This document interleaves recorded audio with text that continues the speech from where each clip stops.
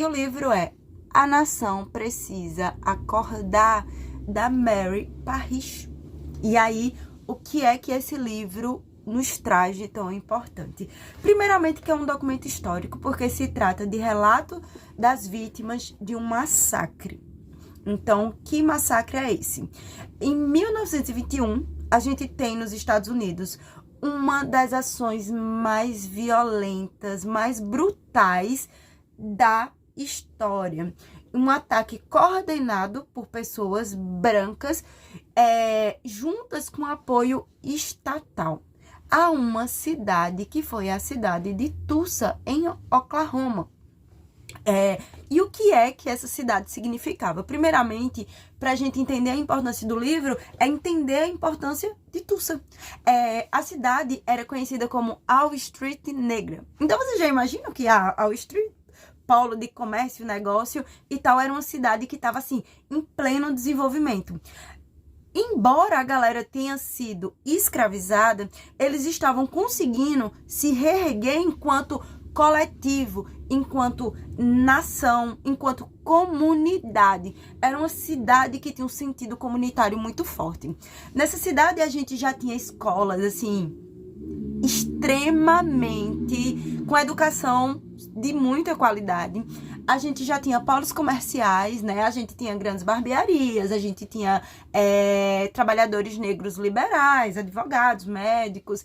Então, a gente tinha uma população negra que buscava uma estabilidade econômica. E, além disso, os relatos das vítimas também diz que era uma comunidade que estava crescendo ali, né? Que tinha também muitos laços comunitários. Então, no livro, a partir dos relatos, a gente pode ver relatos da galera que estava envolvida nas construções de igreja, relatos de galera preta que tinha uma estabilidade financeira muito massa, com casarões, assim, que tinham casas de aluguel, que construíram toda a sua vida em Tulsa. Então, a gente pode falar que essa cidade, na parte negra, a gente tá falando Estados Unidos, segregação, a gente tinha essa parte negra se estabilizando. Obviamente que existia pobreza, mas também a gente tinha uma cidade em pleno desenvolvimento, com muita modernização. Se a gente for pensar em termos educacional, em termos arquitetônicos, né? A gente tinha grandes casas, a gente tinha prédios de escolas significativos. Então, assim, a gente tinha uma cidade em desenvolvimento. Essa Wall Street negra, obviamente, chamava muita atenção da branquitude, e eu falo branquitude porque vocês vão ver que há um pacto narcísico da branquitude para destruir essa cidade. Então, assim, como assim destruir a cidade? Bora lá, a gente tá falando de um massacre. Em 1921, a gente tem esse episódio de destruição de uma cidade.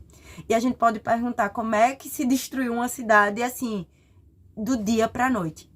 E foi do dia pra noite. Então, no final de junho, de maio para junho, no final de maio para junho de 1921, a gente vai ter um caso que um jovem negro, ele esbarra numa moça branca que vai acusar esse jovem de violência.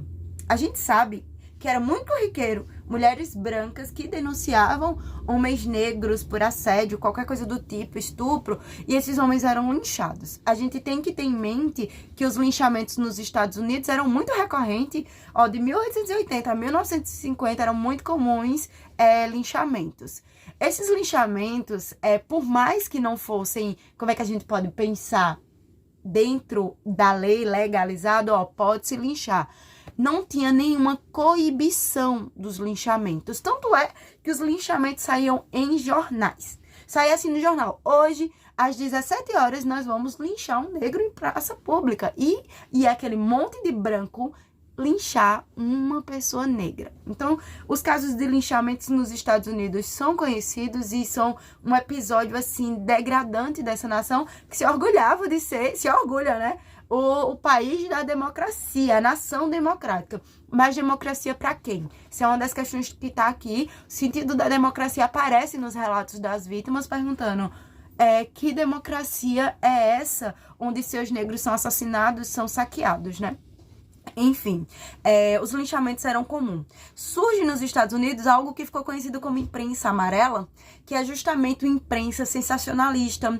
A imprensa divulgava, sabe, essas coisas. E aí, tudo isso está interligado. Por quê? A acusação dessa jovem saiu em um desses jornais, dizendo que esse jovem negro tinha estuprado essa mulher. E aí, as fake news não são de hoje, viu, gente? Mudam-se os meios. E aí, uma galera branca se junta pra linchar o jovem negro. O próprio delegado lá disse, não teve nenhuma violência, não tem sentido, ele é inocente, etc. Mas já tava, o conflito tava montado. E aí, a galera preta se juntou e disse, vários homens negros se juntaram, a gente não vai deixar assassinar esse jovem. Massa. Foram lá defender. E aí começa o conflito armado. Tem uma troca de tiros, a noite toda. E aí, vai cada um para suas casas, achando que as coisas, né, se acalmaram. Mas a galera branca da cidade monta uma verdadeira arapuca. Milhares de homens brancos se organizam e começam a invadir as casas dos homens negros e mulheres negras, da população negra. Queimar os comércios, queimar a escola, queimar a igreja.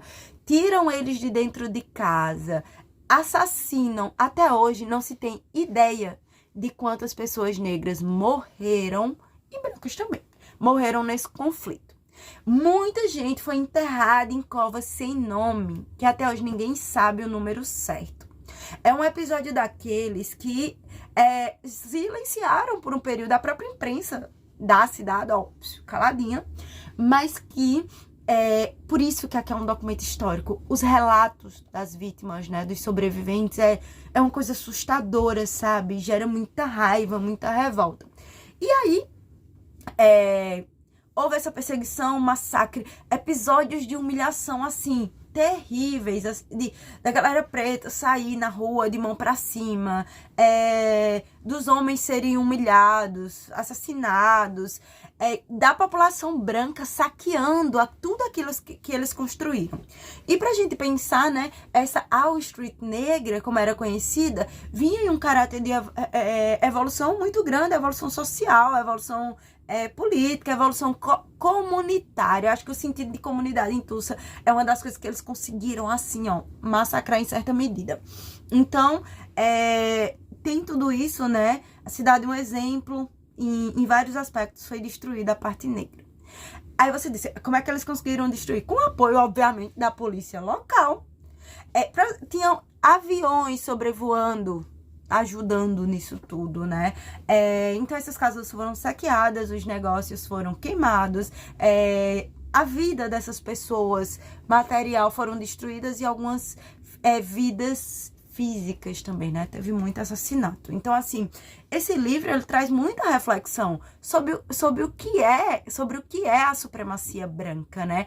Como a população branca pobre, a elite, elas dialogam quando se sentem ameaçadas pelo progresso negro. Então, esse livro, esse material histórico que foi escrito por uma sobrevivente.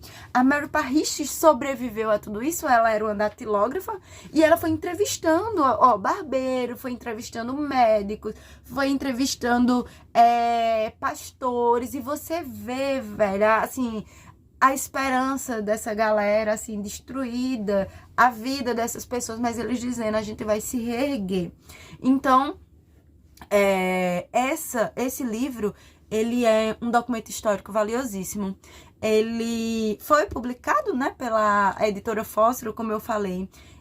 É uma aquisição daquelas que a gente precisa fazer, ler, pensar. Quando eu li, eu fiquei assim pensando em vários momentos sobre como, até hoje, qual o sentido de democracia pra gente, né? Que tá dentro da periferia, pra gente que é população preta, qual o sentido da democracia de fato? Obviamente que lendo esse livro, você relaciona com uma galera, relaciona com Angela Davis, quando ela tá fazendo toda aquela ideia do linchamento como instituição extralegal, que era autorizada pelo Estado para dissipar a vida das pessoas negras, como a prisão, tudo isso está atrelado à escravização, à supremacia branca. Obviamente, a gente pensa muito no Du Bois, então, assim, tem muita coisa aqui nesse livro que serve de reflexão, principalmente para a gente ouvir as vozes silenciadas dos sobreviventes desse massacre. E essa é a indicação de hoje, espero que tenham gostado e que aproveitem essa leitura e também sintam essa revolta de tudo o que permeia a nossa sociedade historicamente. E é isso, pessoal, até a próxima.